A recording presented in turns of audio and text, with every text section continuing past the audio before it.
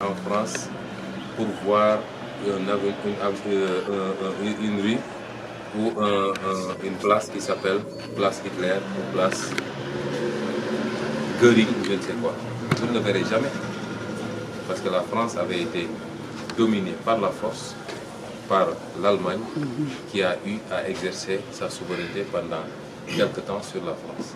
Ce n'est pas le meilleur souvenir que la France va garder de son histoire et c'est pourquoi la France ne baptisera jamais une rue ou une quelconque place Hitler ou Göring.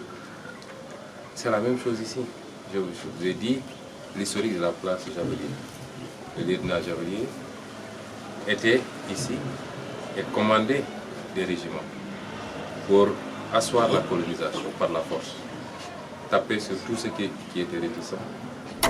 Je ne dis même pas à la pénétration française, mais tout ce qui ne voulait simplement pas payer l'impôt, etc.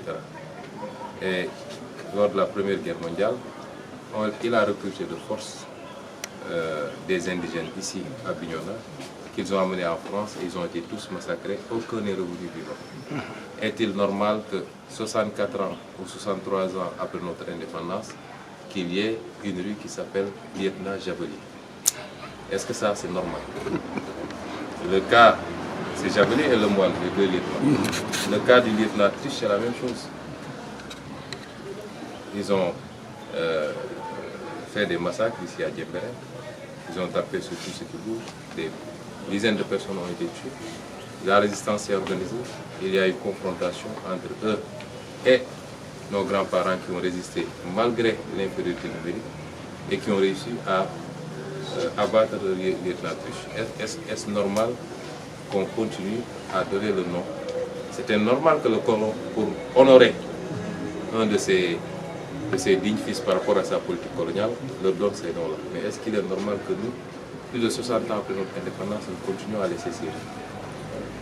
Quelle histoire voulons-nous présenter à nos enfants et nos petits-enfants? Ce que je suis en train de dire, peut-être très peu de Ziguinchorois le savent. Et donc, il est bon que les jeunes Ziguinchorois sachent que leurs grands-parents, ici à Séléki, en 1886, ont résisté, se sont battus et ont gagné. Ça, c'est extrêmement important. Et ce n'est pas seulement par rapport à l'histoire, mais c'est par rapport à la projection qu'on veut faire de notre avenir. Parce qu'on nous fait croire que le nègre n'est pas suffisamment entré dans l'histoire, qu'on n'est pas suffisamment intelligent, qu'on n'est pas suffisamment courageux, qu'on ne pourra jamais rattraper notre retard. Et on a effacé un pan entier de notre histoire. Notre histoire est toujours racontée par l'autre. Il faut restaurer tout cela parce que ce n'est pas seulement la dimension symbolique, mais même nos objectifs en termes de développement et d'économie. Les pays sont développés parce qu'ils ont une histoire. Vous allez voir le petit Chinois de 8 ans, il va te raconter leur histoire depuis la muraille de Chine jusqu'à maintenant. Vous voyez le petit Sénégalais, il a du mal à vous parler de la période qui, au-delà de la Dior et de trucs, il aura du mal à vous dire quelle est son histoire. Il faut restaurer cette histoire-là, elle est importante. J'allais dire même de l'Égypte antique à maintenant. Et ça, c'est important dans le levier psychologique de toute politique de développement.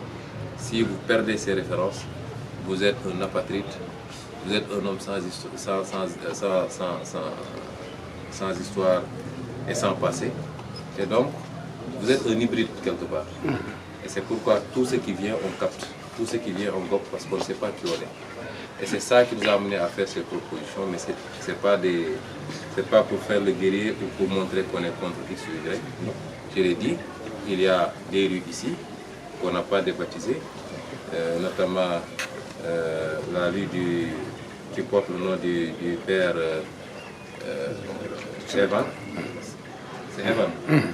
On ne l'a pas rebaptisé parce que nous considérons qu'il a été du bon côté de l'histoire. Il s'est opposé au recrutement forcé du colon. Il a été toujours du côté des populations. Et il est à l'origine du cimetière mixte de Santiago, ce que beaucoup de gens ne savent pas. Parce que quand des Ziguinchorois de religion catholique sont venus le voir pour lui dire qu'il y a des musulmans qui forcent pour enterrer ici, parce que le cimetière musulman, personne n'osait aller là-bas à partir d'une certaine heure, il a répondu en disant que s'ils le font, c'est parce qu'ils nous aiment. Ils essaient de les enterrer leur mort.